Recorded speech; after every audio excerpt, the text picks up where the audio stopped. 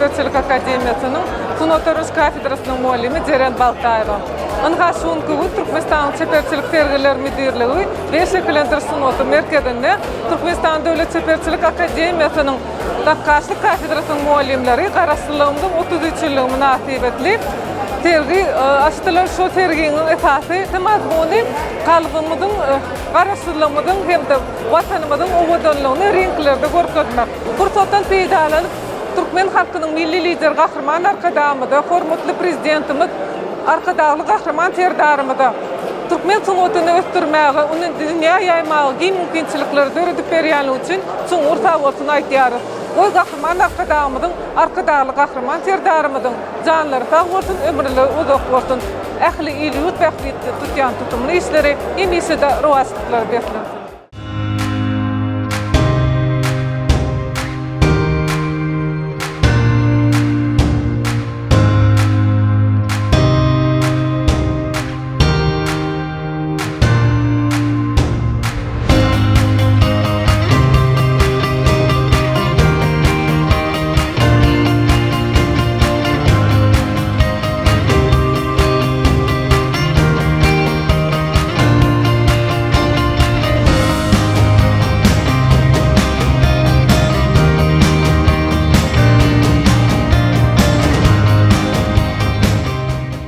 Yedidileşler, mehruvan atanışlar, bugün kunni bizim fergiler müdürlüğümüzde, fergiler zalımızda bir acayip fer urnalı, yani Türkmenistan Devlet Çeperçilik Akademiyasının Nakkaççılık Kafedrasının bir ağzıver muallimler topar bilen bilelikte vatanımızın vasfi renklerin ovazına atlı bir acayip fergini qarasılığımızın 33 yıllık toyunu bağışlap halka götürettiler.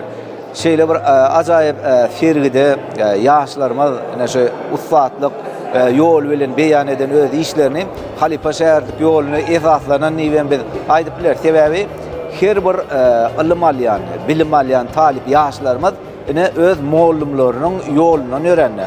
Muallimlerin eden işlerini, yerine getiren işlerini bir görünlerini şoların kalbine de duyulacak, şoların kalbine de dörecek täze eserler döretmek. Yurdun vasfı, onun Türkmen milliliğe yıkkın edişleri, şeyle de tarihe hormat koyuşları, tarihi şunun ötüşü bilen, özgörçülüğü bilen, öňe gidişlik bilen bir faallaştırılıp canlandırılışı, yani talipleri ulu mektep, ulu yol bolup durýar.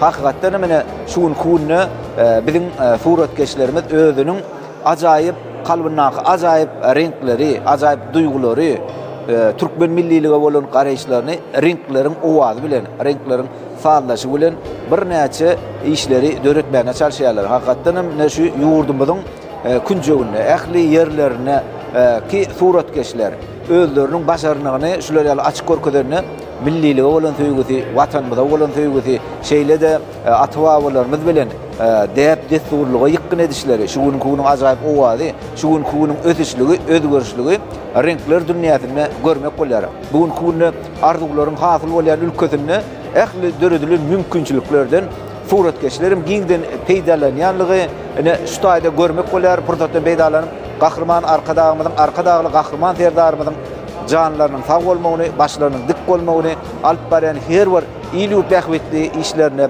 rowaşdan ýar bolmagyny arzu edýär.